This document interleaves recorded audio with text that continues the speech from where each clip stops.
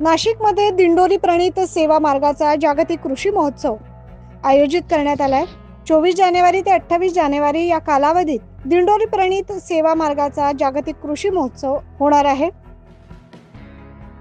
या निमित्त भूमिपूजनाचा कार्यक्रम पार पडलाय।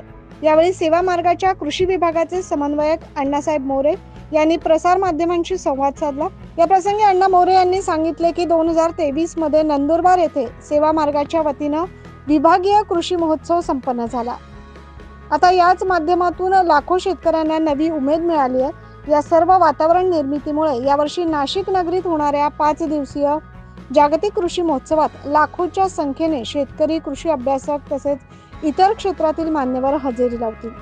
श्री स्वामी समर्थ परमपूज्य गुरुमाऊलींच्या आशीर्वाद मार्गदर्शनाने आपल्या दिंडोरीपर्यंत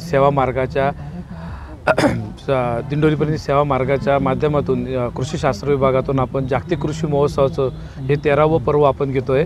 नाशिक येथे डोंगरी वसतिगृह मैदानावर 24 ते 28 जानेवारीमध्ये हा जागतिक कृषी महोत्सव अनेक वेगवेगळे मान्यवर असो, राजकीय क्षेत्रातील, शासकीय क्षेत्रातील, सामाजिक क्षेत्रातील, शैक्षणिक क्षेत्रातील अनेक अशा मान्यवरांच्या उपस्थितीत आणि लाखो शेतकरी यांच्या सहभागातून हा कार्यक्रम आपण त्याचं नियोजन केलेलं आहे। यावर्षी जवळजवळ 500हून अधिक स्टॉल, त्याचबरोबर शेतीविषयक जे प्रात्यक्षिक काही विषय, मॉडेल किंवा त्याच्या संदर्भात मार्गदर्शन, कमी पाण्यात कमी खर्चात स्वावलंबी शेती कशी करता येऊ शकते आणि आजचं जे काही वातावरण, जे निसर्गाचा जो प्रकोप आपण बघतो, तर ह्या दृष्टीने शेतकऱ्यांनी आगामी कशा पद्धतीने शेती केली पाहिजे याचे प्रात्यक्षिक इथं आपण एक त्याचं मॉडेल मांडणार आहे। त्याचबरोबर इथं कृषीला जोड व्यवसायाच्या संदर्भात मार्गदर्शन आणि त्या संदर्भात प्रात्यक्षिक इथं पूर्ण एक ट्रेनिंग त्याचं पण आपण नियोजन या कृषी महोत्सवात केलेले आहे। शेतकऱ्यांच्या मुलामुलींसाठी विवाहाच्या संदर्भात मोफत नोंदणी आणि शेतकरी वधूवर परिचय मेळाव्याचं सुद्धा नियोजन केलेले आहे। असं अनेक गोष्टींनी असा परिपूर्ण अशा शेतकऱ्याला एकाच छताखाली आधुनिक तंत्रज्ञानापासून तर जे काही लुप्त झालेले आपल्या काही संस्कृतीतले किंवा आपले काही ज्या गोष्टी आहे ज्या आज आपण ज्याला दुर्मिळ म्हणतो, मग त्याच्यात विदेशी बियाणं असो किंवा ते सर्व आपल्याला एकाच छताखाली इथं 24 ते 28 जानेवारीमध्ये अनुभवायला भेटणार आहे।